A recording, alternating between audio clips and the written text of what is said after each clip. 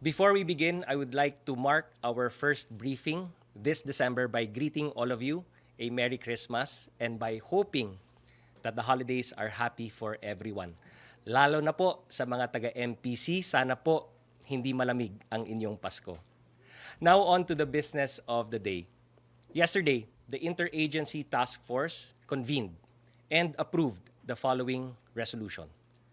Una, inaprubahan ng IATF ang pagbaba ng alert level ng probinsya ng Apayao mula alert level 3 to alert level 2 simula ngayong araw at 3 ng Disyembre hanggang 15 ng Disyembre 2021.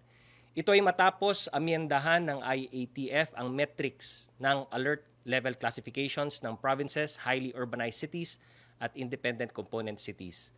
Amendments include removing the 1-week growth rate as a metric for escalation from alert level 1 to alert level 2.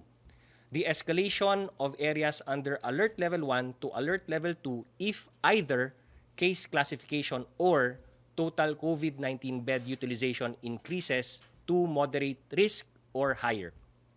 And the escalation of areas under alert level 2 to alert level 3 if both case classification and total COVID-19 bed utilization are at moderate risk or if case classification is at high to critical risk.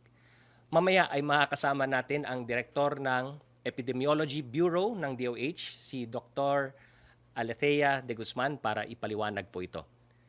This latest development means that as of today, no province or city is under alert level 3. Nasa ilalim na po ng alert level 2 ang buong bansa. Sana po tuloy-tuloy ito para maging tunay na maligaya ang Pasko para sa ating mga kababayan.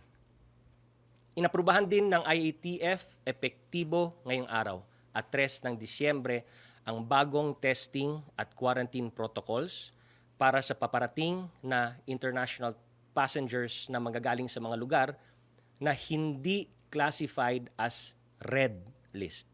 We have revised the testing and quarantine protocols for international passengers coming from countries not in the red list. Para sa fully vaccinated individuals, they shall be required to have a negative RT-PCR test conducted within 72 hours prior to departure from country of origin. Upon arrival in the Philippines, they shall undergo facility-based quarantine with an RT-PCR test taken on the 5th day, with date of arrival being the 1st day. Regardless of a negative result, they shall be required to undergo home quarantine up to the 14th day from date of arrival. Sa mga unvaccinated, partially vaccinated, or whose vaccination status cannot be independently validated, they shall be required a negative RT-PCR test conducted within 72 hours prior to departure from country of origin. Then upon arrival in the Philippines, they shall undergo facility-based quarantine with an RT-PCR test done on the 7th day, with date of arrival being the 1st day. Regardless of a negative result, they shall be required to undergo home quarantine up to the 14th day from date of arrival. Susundin naman ng mga menor de edad ang testing at quarantine protocols ng magulang or guardian na kasama nilang bumiyahe, anuman ang vaccination status ng bata at country of origin. Sa mga pasaherong dumating na sa bansa at kasalukuyang nagka-quarantine, ang testing at quarantine protocols na umiiral nang sila ay dumating ang siyang susundin. Those currently undergoing quarantine will follow the quarantine guidelines in place when they arrived in the country. Sa ating mga kababayan na may mga kamag-anak o minamahal abroad na may balak umuwi ngayong Pasko, sana ay maintindihan po natin kung bakit natin kailangan i-revise ang guidelines. Whatever changes or amendments adopted are prompted by a continuous assessment of prevailing conditions. Tuloy-tuloy po ang assessment natin ng mga development sa buong mundo. When there are developments that merit the adoption of a more cautious approach, to the entry of individuals from overseas, the IATF will recommend what is necessary to safeguard the health of our people. Ulitin ko po, ginagawa po natin ito para protektahan ang ating mga kababayan. Sa mga Pilipinong nasa red list na pinapayagang makapasok sa Pilipinas sa pamamagitan ng government-initiated or non-government repatriations at bayanihan flights, ay pinapayagan silang lumapag sa bansa ngunit sa Ninoy Aquino International Airport or Clark International Airport lamang. Inaatasan ang Department of Transportation sa pamamagitan ng kanilang attached agencies na tiyaking sinusunod ng mga airline ang direktibang ito. Pagdating ng Pilipinas, kailangan nilang sumunod sa testing at quarantine protocols as prescribed under IATF Resolution number 149-A Series of 2021. Samantala, sa mga stranded nating kababayan sa Europa na nangangailangan ng emergency assistance o nais na bumalik sa Pilipinas, you are advised to contact the nearest Philippine Embassy or Consulate General in the area. Naka-flash po sa inyong screen ang contact details ng ating Philippine mission sa Europa. The IATF also approved the recommendations to strengthen active case finding and healthcare system capacity. These include directing the National Task Force Against COVID-19 Task Group on the Management of Returning Overseas Filipinos to ensure that all positive samples of arrivals from November 1, 2021 and onwards that are eligible for sequencing are immediately submitted to the University of the Philippines Philippine Genome Center and the required data reported to the Department of Health Epidemiology Bureau. The Department of the Interior and Local Government is likewise directed to enjoin local government units to initiate active case finding and immediately flag clusters or increasing cases and immediately submit eligible samples for sequencing. Meanwhile, the One Hospital Command Center of the Department of Health and such other respective agencies are directed to conduct inventory of the health system capacity to ensure adequate resources are available in instances that spikes of cases will occur. Further, the NTF, National Vaccination Operations Center, and all local government units are directed to continue fast-tracking vaccine deployment, especially for priority groups A2 and A3, and to increase the coverage of individuals who are fully vaccinated. Sa usaping bakuna naman, mahigit 1 milyon or 1,082,250 doses ng Pfizer vaccine ang dumating kagabi, December 2. Bago nito, mayroong mahigit 1 milyon or 1,078,740 doses ng Pfizer vaccine rin ang dumating sa Pilipinas Miyerkules ng gabi, December 1. Noong Miyerkules naman ng hapon, dumating ang 1,632,900 doses ng AstraZeneca vaccine na donasyon ng French government. Our heartfelt thanks to the people and government of France. Nagpapasalamat din tayo sa bansang South Korea. Dumating noong Martes, November 30, ang kanilang donasyon na 539,430 doses ng AstraZeneca vaccine. All in all, a total of 4,333,320 vaccine doses arrived in our country between November 30 and December 2. By now, I probably sound like a broken record o sirang plaka. Pero ulitin ko po para sa mga hindi pa nagpapabakuna. Nandito na po ang mga vaccines. Magpalista at magpabakuna na po kayo. Huwag nating palampasin ang pagkakataong ito. Samantala, binabati natin ang lahat dahil sa mainit na pagtanggap sa ating 3-day National COVID-19 Vaccination Days. The IATF commends the the National Task Force Against COVID-19 and its National Vaccination Operations Center, as well as all government offices and agencies, local government units, non-government organizations, private entities, and individual volunteers who shared their time and resources for the successful conduct of the 3-day Bayanihan Bakunahan. 2 important vaccination milestones were made. 2 milestones ang ating nakamit. First, we are the 4th highest single-day jabs administered in the world. Hindi lamang po 2.7 million, yan po ay nasa 2.8 million sa isang araw.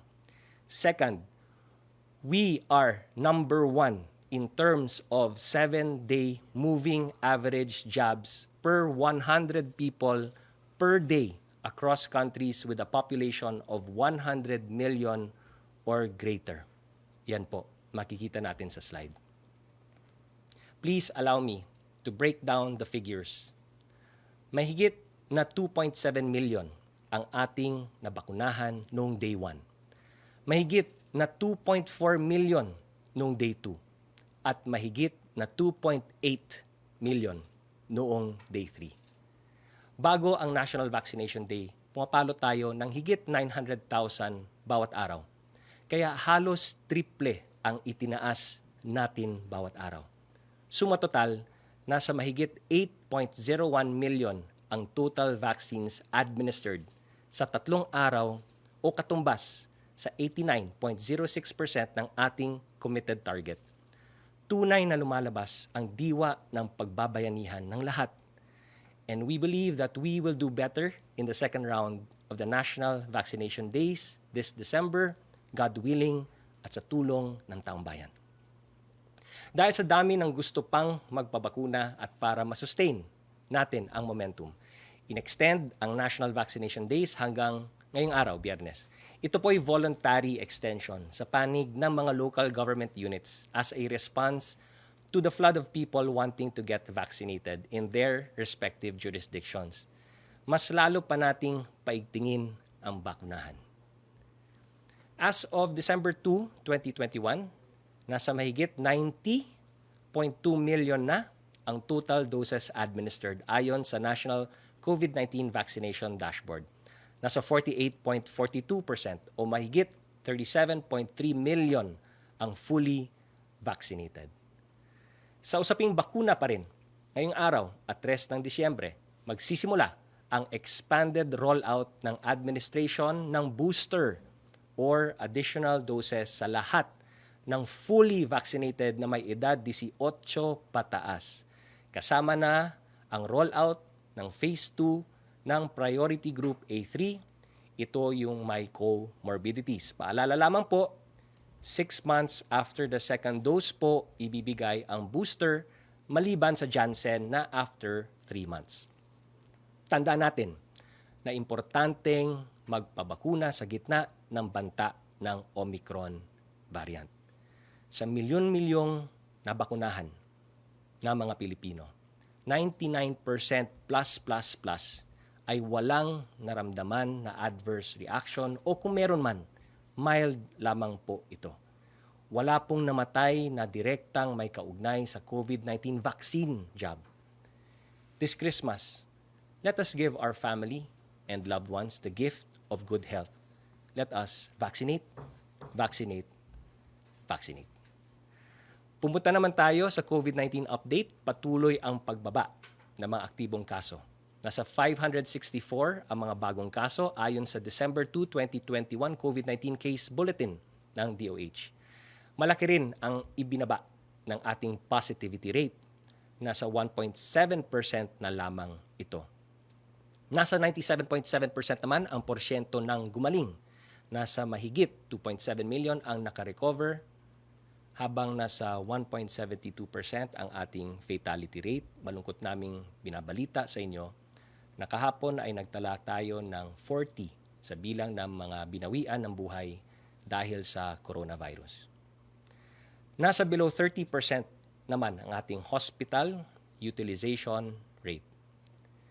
Sa ibang usapin, nagpunta kahapon si Pangulong Rodrigo Roa Duterte sa Zamboanga para sa inspection ng sinasagawang improvement ng Zamboanga Airport at simultaneous inauguration ng 143 social and tourism port projects sa buong bansa. 52 rito ay port projects na matatagpuan sa Luzon, 64 ay nasa Visayas, at 27 ay nasa Mindanao. Kasama na ang Port of Zamboanga, kung saan ongoing ang construction ng passenger terminal building na kung matatapos ay magiging pinakamalaking port passenger terminal building sa Pilipinas na kayang mag-accommodate ng 4,500 passengers at any given time mula sa dating 800 pasahero na kapasidad. Lahat ng ito ay kasama sa 484 na mga proyekto na nakumpleto ng Department of Transportation at Philippine Ports Authority sa buong Pilipinas sa loob ng 5 taon. Nasa 4,000 trabaho ang nalikha nito at nasa 8,000 mangingisda ang natulungan nito. Congratulations to Secretary Art and the whole DOTR team for accomplishing all these despite the challenges brought by the pandemic. Still on other issues, on the economic front, things are looking up as we approach the new year. New York-based global credit rater S&P Global Ratings raised its growth forecast for the Philippines, and I quote, "We mark the growth in the Philippines higher at 5.0% in 2021 compared with our forecast of 4.3% earlier." End of quote. Similarly, investment banking giant Goldman Sachs expects the Philippines to grow the fastest among ASEAN 5 nations in 2022. Our projected GDP growth is expected to hit 7.3% compared to Malaysia's 6.6%, Indonesia's 5.1%, Singapore's 4.3%, and Thailand's 3.6%. So before we go to the questions from our friends from the media, let's first go to Dr. Alethea de Guzman, Director of the Epidemiology Bureau ng DOH. Dr. Thea, you have the floor. Thank you, Capsec and Spokes, and magandang araw po to all who are watching or listening. Let me share the updates in terms of our situation at tungkol po sa Omicron at inabanggit nga po ng ating spokesperson ukol po sa ating mga alert level metrics. Daanan ko lang saglit at suportahan ang nabanggit nga po ng ating spokesperson that nationally we have actually already have a very low to minimal case classification of all areas with the Philippines at minimal risk. I'll go on now to our alert level system. Nabanggit natin na mayroong konting pagbabago tayong ginawa sa ating metrics. At iyon po ay ang pagtanggal nga po ng mga metrics na magiging dahilan doon sa biglaang pag-akyat ng mga areas natin from a lower to a higher alert level. Isang overview lamang na para po sa ating alert level classification, ginagamit natin ang 2 major metrics. Una nga po ay ang case transmission, which is based on our average daily attack rate. At ang kalawa po ay ang ating 2-week growth rate. Ito ay kino-cross-tabulate po natin sa ating total COVID-19 bed utilization rate, meaning tinitingnan natin ilang porsyento ng lahat ng mga kamang inallocate para sa COVID ay nagagamit natin. Ninonote din po natin na meron po kasi tayong ilang lugar na wala pong hospital capacity, and for the purpose of alert level classification, we use the regional data as a proxy. And the last, for areas to further de-escalate alert level 1, they need to meet certain vaccination coverage as well as safety seal coverage for them to be de-escalated. Daanan ko lang po saglit, ano po ba yung bago nating metrics na inaprubahan sa IATF kahapon. Una, pinakikita natin dito yung cross-tabulation nga on the left, the total bed utilization, at yun pong ating case classification which ranges from minimal to critical. makikita natin that with this alert level classification, ang pagtaas natin sa alert level ay dahil ang pagtaas ng mga kaso sa isang lugar ay sinasabayan din ng pagtaas or pagkapuno ng ating mga hospital. Kaya naman po, once umabot tayo ng alert level 3, dalawang scenario po yan. Una, kinakailangan ang case classification ng province, HUC or ICC ay nasa moderate risk na at sinasabayan na rin po ng 50% and above na utilization rate ng ating total COVID-19. Inaakyat na rin natin ang mga lugar to alert level 3 basta po umabot ng high or critical risk case classification. Ang high to critical risk case classification, ang ibig niya pong sabihin ay nagkakakita na tayo ng mabilis na pagtaas ng mga kaso. Pero yun pong tinatawag nating alert level 5 ay posible po nating i-implement lamang kung ang isang lugar ay nagkaroon na ng high to critical risk case classification, subalit sinabayan na siya ng tinatawag nating critical risk utilization rate, which is ranging from at least 85% to more than 85%. Based on these metrics, all of our areas are now under alert level 2, and we are now tracking their vaccination coverages, and our safety seal sub-technical working group is determining the thresholds. Ano po ba yung percent safety seal coverage na kailangan nating ma-attain para tayo nga po ay makababa na to alert level 1. Tutungo naman po ako doon sa updates natin on the Omicron variant or the one formerly classified as V11529.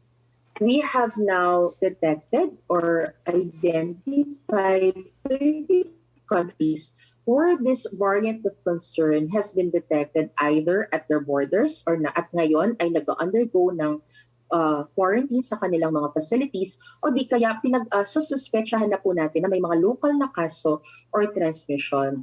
We have highlighted here 14 countries with either known or suspected po na mga local cases or local transmission.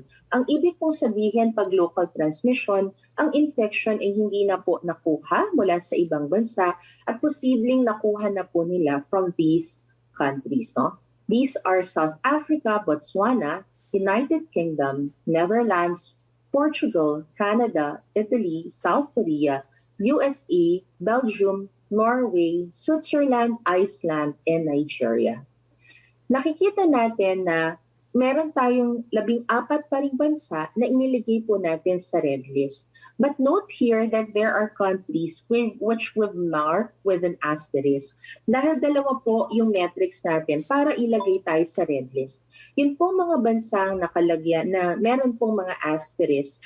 These were countries we escalated to the red list because of the presence of a local case or suspected local transmission of the Omicron variant. And for some of these are countries immediately contiguous to these areas na meron na pong mga local cases.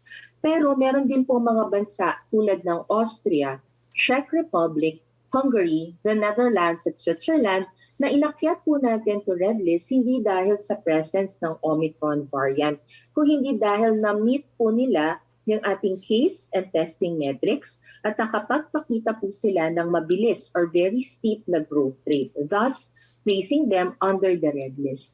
All of these will remain in this list until the 15th of December, and then we will reassess and recommend po.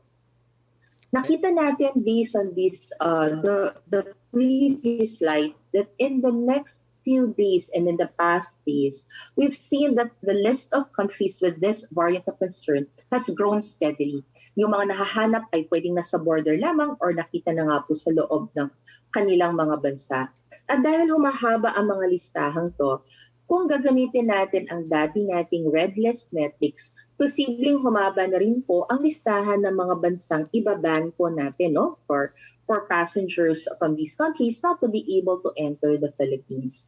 And as such, the IETF Task Force on COVID-19 variants is continuously assessing this situation. So we conduct risk assessment at nire-review natin ang ating quarantine protocols para tayo makapag-recommenda na pinaka-appropriate that will put the best safeguards to delay the entry of this variant of concern in our country. And this is what we'd like to relay. Una, meron nga pong potensyal ng mabilis na pag-transmit ng variant of concern na to. And as such, posibleng kapag siya nga ay nakapasok, makakita tayo ng biglaang pagtaas ng kaso tulad nung nakapasok po ang Alpha, Beta at Delta variants. Nare-report din na posibleng may epekto ang Omicron sa ating vaccines, pero ang sinasabi ng datos, ang bakuna ay naiiwang epektibo. Pero posible nga pong may kaunting pagbaba sa kanyang tinatawag na efficacy or effectiveness. Ikatlo, wala hong ebidensya ng Omicron variant ay mas malala, ay nakakapag-cause ng mas malalang sakit, makakapagpataas ng tsansa ng death, o di kaya merong particular age group tulad ng mga bata na mas magiging apektado.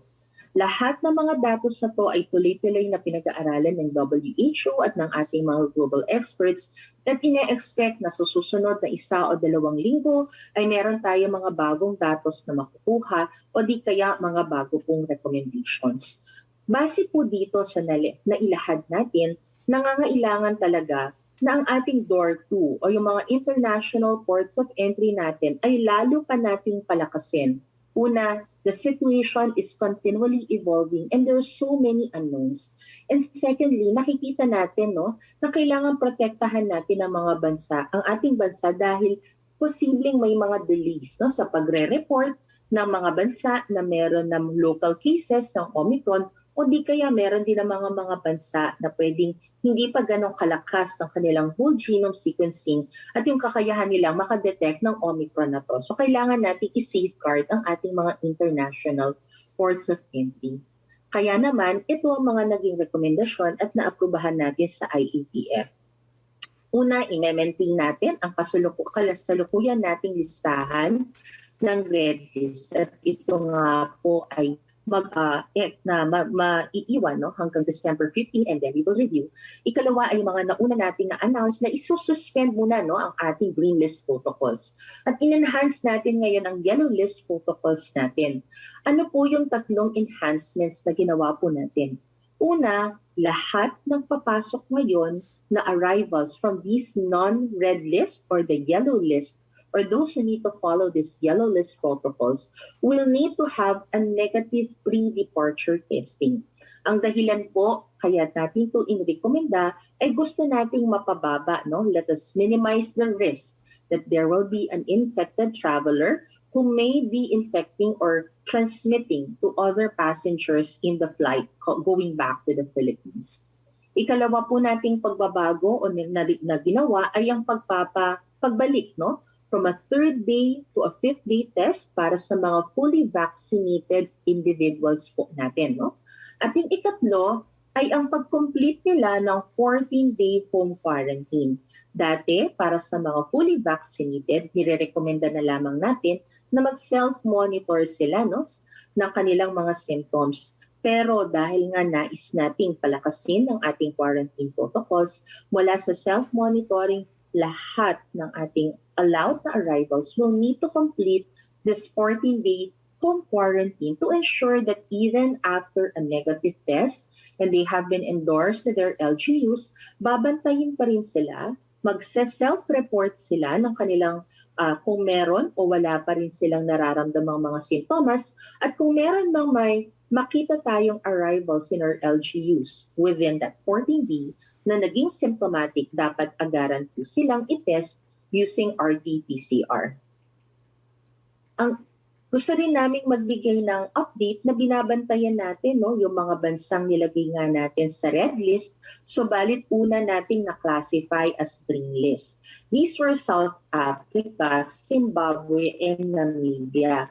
Subalit sa 3 bansang yon, South Africa lamang ang meron tayong mga nakitang arrivals noong huling 2 linggo ng Nobyembre. Meron tayong 254 arrivals who are from South Africa. Isa dito ay nagpositibo on RT-PCR at nagpapatuloy, kinokompleto ang kanyang isolation. Sinisecure na natin ang kanyang sample upang mapadala sa UP Philippine Genome Center at mag-undergo ng whole genome sequencing. Of the total na 254, ang VOQ at ang ating mga regional and local epidemiology and surveillance units ay nahanap at na-contact na ang 71. 4 dito ay na-test na, 3 ay negatibo at 1 ay iniinlay pa natin ang resulta.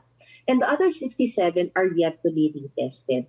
But all 71 who have been located and verified are undergoing quarantine. 70 of these are under facility quarantine, and this includes the 3 foreign nationals who arrived or who were in Region 6, at meron tayong isang under home quarantine who is an returning overseas Filipino.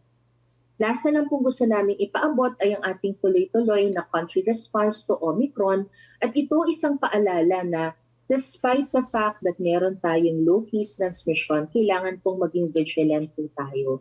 Ang ating LGs ngayon are on heightened alert upang agad na ma-report sa atin kung may biglaang pagtaas o pagkakaroon ng clusters. At ito ginagawa through our surveillance and active case finding. Ikalawa ay yung tuloy-tuloy nating panawagan na lahat ng mga naging symptomatic ay dapat na agad ding na-isolate at nakakontact trace at natitest. Napakahalaga ng pagsunod natin sa minimum public health standards at ang kombinasyon nito with our vaccination, as these remain to be the most effective preventive measures. At dahil nga sa Omicron, tayo ay higit pang naghahanda at pineprepara ang ating health system in case una makapasok ang Omicron, at ikalawa, tayo nga ay makakita ng biglaang pagtaas ng kaso. And all through this is a continuous biosurveillance to our whole genome sequencing upang makita natin kung meron na ba tayong mga arrivals or local cases na posibleng nagpositibo po sa Omicron. So yun lamang po, Kabsec. Thank you very much, and again, good day. Maraming salamat, Doc Thea. Pumunta naman po tayo kay Yusek Rocky para sa mga katanungan mula sa MPC at sa media. Yes, good afternoon, Secretary Nograles at kay Doc Alitea. Ang una pong tanong mula po kay Danesca Panti ng GMA News Online, will South Korea be placed under red list after an Omicron case was detected there? Why and why not? Well, una sa lahat, minomonitor natin, actively monitoring developments in South Korea at ang lahat ng bansa sa buong mundo, Pangalawa, kampante po tayo sa IATF na because of our increased quarantine and updated quarantine protocols for yellow list countries, kampante po tayo na if ever, not only in South Korea or in all countries na green at yellow, na susunod sa bagong yellow list protocols po natin, we are confident na yung protocols natin as updated ay mahuhuli natin o madedetect natin ang positive COVID cases, if any, and to add more to the answer, maybe we can also once again refer to Doc Thea para dagdagan yung sa konteksto naman po ng South Korea. Thank you po, So, tama nga po, ang South Korea ay under yellow list po ngayon. Ang kanilang metrics ay hindi sapat upang i-escalate natin sila to red list. So, ang mahalaga po ngayon ay protektahan natin ang borders natin, not just from this green or yellow, So, the new quarantine protocols are there to ensure, that even if we receive arrivals from countries with increasing incidence of cases or with suspected local cases, sapat siya, para una, pinalawag ang quarantine para tumaas ang chance naman na ma-detect natin agad kung mayroong mga positive cases. At ikalawa, kinocombine natin itong stronger quarantine protocols natin with our continuous biosurveillance para kung meron ng mga magpositibo ay mas agaran po natin ma-sequence at makapag-provide tayo ng information kung may ma-detect tayong Omicron variant or wala. Thank you, Kapsec. Second question, will the President accompany Senator Go in going to COMELEC to withdraw candidacy for President? Why and why not? Secretary Nograles. That's a personal decision on the part of the President. So hintayin na lang po natin, pagdating nung takdang oras at araw at panahon. From Trish Tarada ng CNN Philippines, sino na i-endorse ni President Duterte and PDP after Senator Bongo stepped out of the presidential race? Similar question po yan with Laila Salaveria ng Inquirer. As far as PDP is concerned, patuloy pa rin yung mga meetings na ginagawa ng leadership ng PDP laban. And of course, if there are any decisions to be made, kailangan din po naming idaan sa National Council at sa mga miyembro po and other officers of PDP laban. So abangan na lang po natin. Thank you, Secretary. Let's go to Mela Lesmoras ng PTV4. Hi, good afternoon, Secretary Nograles at kay Dr. De Guzman. Secretary Nograles, a quick follow-up lang po sa bagong IATF policies, dun po sa mas mahabang quarantine protocols. Ano po yung gagawing hakbang ng IATF sakali nga may mga magtatangka na lumusot, lalo na kung gusto nila makasama yung pamilya nila sa Pasko or magtatangkang sumuway? Paano po natin may ensure na talagang strictly ay may papatupad ito? Well, very strict no ang orders ni Pangulo, ang orders din ng lahat ng mga national government agencies at ng buong IATF, NTF. Lahat po kami, let us strictly follow mga protocols and guidelines set by the IATF dahil ito po ay para sa protection nating lahat, ng buong bansa, ng lahat ng Pilipino. So walang dapat susuway, we have to be very, very strict dito sa implementation. Again, hindi ito para pahirapan ang ating mga kababayan. This is for our good, our protection. This is for public health because we still are facing this public health emergency. So, lahat po ng ating mga law enforcers, lahat ng ating mga kailangan mag-implement ng mga agencies, implementing agencies natin, are under strict orders to follow to the letter lahat ng mga guidelines at resolutions na pinapalabas ng IATF. Anyone that violates, no, they will face the consequences. Opo. And as Secretary Nograles, even the DOH can also answer po. Kasi malapit na magpasko at bagong taon. Pero nangangamba yung ilan, lalo na sa gitna ng banta ng Omicron variant na baka ngayon pa magkaroon ng malawakang lockdown like itong nga ECQ. So sa panig lang po ng gobyerno, just to manage the expectation of the public, ano po yung magtutulak sa pamahalaan para nga muling magdeklara ng ECQ either sa NCR or nationwide? May posibilidad nga po ba ito? We have already shifted to the alert level systems. So ang susundin na lang po natin yung guidelines natin ng alert level systems. So wala na po tayo dun sa mga ECQ, nakashift na po tayo sa ALS system. So yun po. And that's the reason why nagbigay po tayo ng briefing ngayon para ipaliwanag sa ating mga kababayan yung mga circumstances at yung mga parameters ng pag-shift mula alert level 1 to 2 to 3 to 4 to 5. So ito pong susundin natin. Right now we're on alert level 2 at kung patuloy pa rin naman po no yung pagbaba ng kaso natin at maganda yung mga numbers and whenever they're still within the parameters, then we will not shift to any higher alert level. So yung metrics po natin is very, very transparent at hindi naman ito basta-bastang gagawin ng IATF until based on the metrics and the parameters ay makikita natin ang kailangan nating i-elevate yung alert level for any locality. Doc Thea, would you like to add anything? Salamat po, Capsec. And tama po, no? The reason why we presented earlier is so that the public and our sectors will be aware, no? Ano ba yung mga sitwasyon na tataas na tayo ng alert level. So, pwede tayong magbantay, no? Lalo na kung nakakakita na tayo ng pagtaas ng kaso, nagre-report ng bigla ang pagtaas ng admission. That should be a signal, no? That there should be enhanced response para hindi na tayo mag-escalate. Kaya naman yung ating panawagan sa ating public na kailangan, no? Tayo ay tutuloy na mas magiging magalaw. Tuloy-tuloy din ang safe reopening natin ng sectors pero kailangan po talagang sabayan siya ng dalawang bagay. Hindi po titigil ang ating pag-practice ng minimum public health standards, pagkakaroon ng good implementation of safety protocols in our establishments, and as mentioned by our spokesperson, we need to get ourselves vaccinated as soon as possible. Okay. Opo. So At again, pang, reminder lang din, Mela, no? Pag may mga pag may nakita tayong mga clustering, dapat alam ng mga LGUs natin, number 1, report agad. Number 2, agad mag-granular lockdown, no? And then tama yung sinabi ni Doc Tea, bakuna, mask, hugas, iwas. Mela? Opo.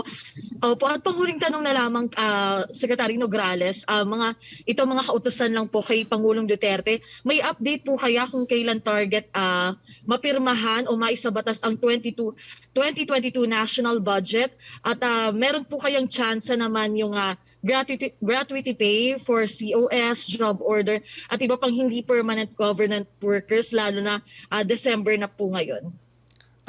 Regarding yung second question nyo po, again, DBM is studying and looking at ways and means. And as I mentioned before, we will refer that concern or question to the DBM. So depende sa pagsusuri ng DBM sa budget, no, ng kanya-kanyang ahensya. On the first question regarding the 2022 national budget, ang alam namin ay magbabaycam na po ang House of Representatives at ang Senado. And as soon as they are able to finish and conclude their bicameral conference committee report, have it approved also by both the Senate and the House and transmitted to Malacañang, to the President, then the faster we can, or the President can sign the budget. Okay, maraming salamat po Secretary Nograles at kay Dr. Alatea. Maraming salamat. Let's go back to Rocky, Yusek Rocky, for questions. Opo. Tanong po mula kay Ace Romero ng Philippine Star. Reaction sana sa ulat na almost 15,000 doses of AstraZeneca vaccines with November 30 expiration dates expired after local governments in Negros Occidental refused to accept it. May sinagot na si Secretary Galvez tungkol dyan, no? And pangalawa po, we are conducting fact-finding on the circumstances, no? Para malaman talaga natin ano nangyari, kung may nangyari ba talaga. So DILG and the Department of Health is currently doing an investigation and fact-finding to know ano talaga yung circumstances at anong katotohanan doon sa na-i-report na yan. Opo.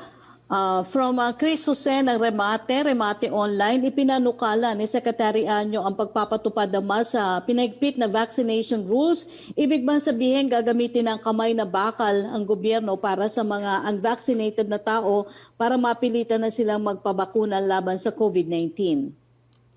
Yung aming mga guidelines ng IATF, every time nagkakaroon tayo ng mga pagpupulong ng IATF, ay agad naman namin tinatranslate yan into either guidelines or resolutions. So, hintayin na lang po natin, but based on the current resolutions, yun po yung kasalukuyan na sinusunod po natin. Opo. From Laila Salaveria ng Inquirer, is not endorsing a presidential candidate an option considering that Mr. Duterte has criticized most of the candidates for president? Hintayin na lang po natin si Pangulong Duterte to make any announcements with regard to that, no? So obviously may mga options siya and it is up to him to reveal his choices when the time comes. Opo. What does the palace think of NEDA Chief Chua's proposal to limit the monitoring of COVID cases to total severe or critical cases who were hospitalized due to COVID-19, the case fatality ratio to reduce the need to raise alert levels? He says COVID should be treated as endemic. Will Malacañang heed his suggestions? Well, si Secretary Karl Chua is an active member of the IATF and actively participates. So lahat ng mga suggestions and recommendations po niya ay pinaprocess ng buong IATF because it's an interagency task force. So all department secretaries involved in that interagency will also have their inputs, no? That being said, apart from the metrics na sinasabi ni Secretary Karl Chua, we also look at other metrics. At ang lumabas nga po after the meeting kahapon is this new protocols natin when we need to elevate, we need to escalate from level 1 to 2 to 3, and vice versa, no, when we need to de-escalate. So ito na po yung pinaka-latest na parameters po natin and metrics that we have as an IATF agreed upon. Opo. Yung tanong po ni Rosalie Cos ng UNTV for Dr. Alitea na nasagot na po ni Dr. Alitea yung sa kanyang presentation. Pero basahin ko na lang, Doc, baka may dagdag kayo. Ano po ang update sa surveillance testing ng government? Ilang international travelers na galing sa red list countries, jurisdictions, subalit nakapasok na sa bansa days before ng travel ban implementation na ang na-track ng pamahalaan at sumailalim po ba sila sa RT-PCR test? Kung hindi pa, ano po ang ginagawang hakbang ng pamahalaan para magawa ito? Yes, so tama nga, no, Mr. Crocky, no? We reported that we only had arrivals from South Africa. There were 254, may isang positibo na nag-undergo ng isolation. The rest, nakahanap na tayo ng 71. Lahat po ay naka-quarantine. 70 in a facility, isa po naka-home. At meron na po tayong 4 na na-test, no? 3 dito ay negatibo at isa po ay 20. So the BOQ and RESU are continuing this back tracing. Opo, thank you, Doc Alitea. Secretary from Red Mendoza ng Manila Times, ang grupo po ni dating presidential candidate Nicanor Perlas ay nagbabanta na magpa-file ng kaso para pigilan ang di umano'y coercive at discriminatory na polisiya na mandatory vaccination. Bilang isa sa mga nagtutulak ng mandatory na pagbabakuna, ano po ang masasabi niyo dito sa banta nila na pagkakaso? Wala po sa resolution ng IATF ang word na mandatory. Basahin po natin muli, no, ang IATF resolution na yun, 148-B, para malaman natin na wala talagang mandatory na nakalagay po dito. Ang nakalagay po dito, all establishments, employers in the public and private sector shall require their eligible employees who are tasked to do on-site work to be vaccinated against COVID-19. Eligible employees who remain to be unvaccinated may not be terminated solely by reason thereof. So, yun po. Wala pong mandatory nakalagay po in any of our resolutions. Opo. Sunod po na tanong ni Red Mendoza, sinabi ng WHO na ang face shield policy ay isang divisive na policy na hindi muna dapat gawin dito sa bansa dahil sa banta ng Omicron variant. Ano po ang reaksyon ng palasyo dito? Yung current guidelines and resolutions natin, nakikita naman po natin, no, na yung paggamit ng face shield for alert level 1, 2, and 3, all of us are, buong bansa, nasa alert level 2 na. Voluntary ang paggamit ng face shield unless hospital settings, no? Mandatory yun. And then for establishments, option po nila if they want to require for additional safety yung paggamit ng face shield ng kanilang customers or ng kanilang mga empleyado. Opo. From Jopel Pelenyo of DWIC, as per PDDS founder Grego Bellica, 3 to 4 days na daw po nilang kinakausap at kinukumbinsi si Senator Bongo na ituloy ang laban. Ibig sabihin ba nito na hindi na matutuloy ang paghahain ng withdrawal ni SBG? Is there something that he needs to consider kaya hindi po siya nagpa-file personally sa COMELEC? Ang desisyon po na yan ay isang personal na desisyon ni Senator Bongo at maging kung sino mang kandidato, yan po ay personal decision. At gaya nga ng sinabi ni Pangulong Duterte kagabi lamang na nirerespeto po namin siyempre ang desisyon ni Senator Bongo. Opo. Ang second question po niya, nagkaroon po ba daw ng pagpupulong ang PDP laban? If yes, ano daw po ang napag-usapan?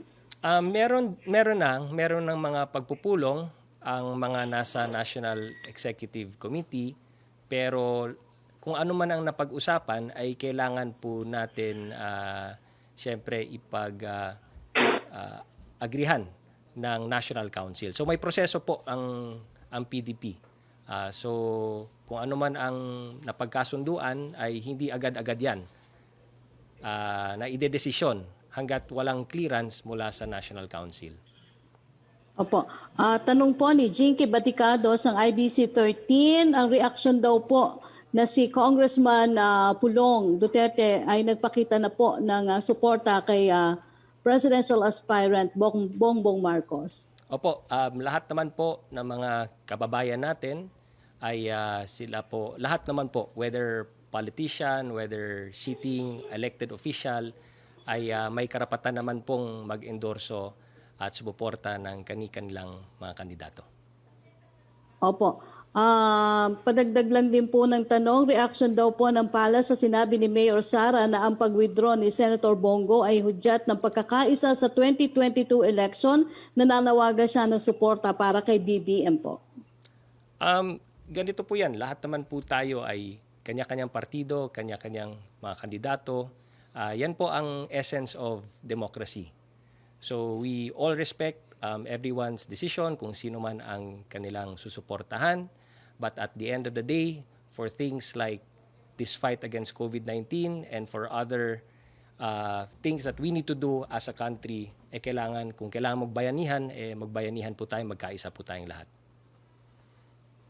Question from Vance Fernandez, doon daw po sa recent withdrawal ni Senator Bongo sa presidential race, former Senator Bongbong Marcos has called for unity from Bongo supporters. Is the President kung favor daw po of the administration supporters to directly support Bongbong Marcos bilang alternative daw po sa naging pag-withdraw ni Senator Bongo? Again, si Pangulo has options, no? Has choices that he has to make. And we should give him the time to make those options, to make those choices, to make those decisions, and give him the leeway to make the announcement kung kinakailangan at kung kailan niyang gustong gawin, ay antayin na lang po natin si Pangulong Duterte.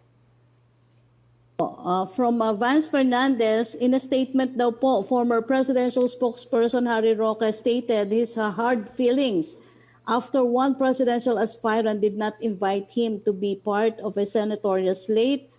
What are the president's thoughts on the matter? Wala naman pong binabanggit si Pangulo tungkol dyan. So hintayin na lang po natin kung magsalita si Pangulo about that. Opo.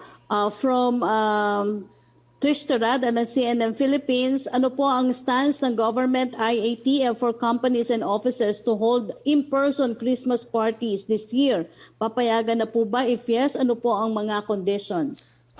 Yung DOH at IATF at yung PCOO, in fact, will be releasing reminders to the public very soon when it comes to, this month of December, no? Mga reminders based on the current guidelines and protocols right now and based on the latest resolutions ng IATF.